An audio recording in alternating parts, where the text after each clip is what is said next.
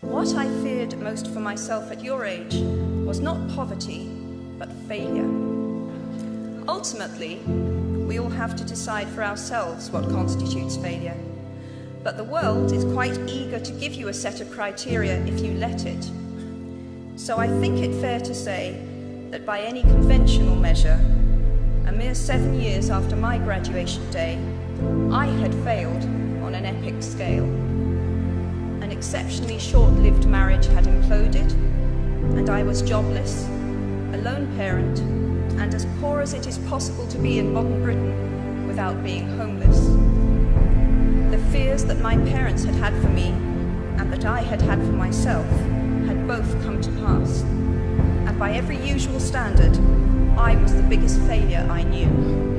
I had no idea then how far the tunnel extended, and for a long time, any light at the end of it was a hope rather than a reality. So why do I talk about the benefits of failure? Simply because failure meant a stripping away of the inessential. I stopped pretending to myself that I was anything other than what I was, and began to direct all my energy into finishing the only work that mattered to me. Had I really succeeded at anything else, I might never have found the determination to succeed in the one arena where I believed I truly belonged.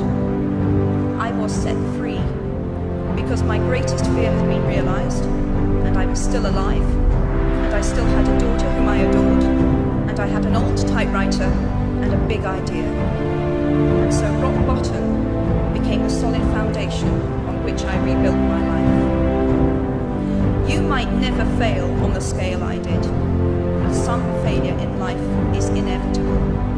It is impossible to live without failing at something, unless you live so cautiously that you might as well not have lived at all, in which case you fail by default. Failure gave me an inner security that I had never attained by passing examinations. Failure taught me things about myself that I could have learned no other way. I discovered that I had a strong will, and more discipline than I had suspected. I also found out that I had friends whose value was truly above the price of rubies. The knowledge that you have emerged wiser and stronger from setbacks means that you are, ever after, secure in your ability to survive. You will never truly know yourself, or the strength of your relationships, until both have been tested by adversity. Such knowledge is a true gift, and for all that it is painfully won, and it has been worth more than any qualification I ever earned. So given a time turner, I would tell my 21-year-old self that personal happiness lies in knowing that life is not a checklist of acquisition or achievement. Your qualifications, your CV, are not your life, though you will meet many people of my age and older who confuse the two. Life is difficult and complicated and beyond anyone's total control, and the humility to know that will enable you to survive its vicissitudes.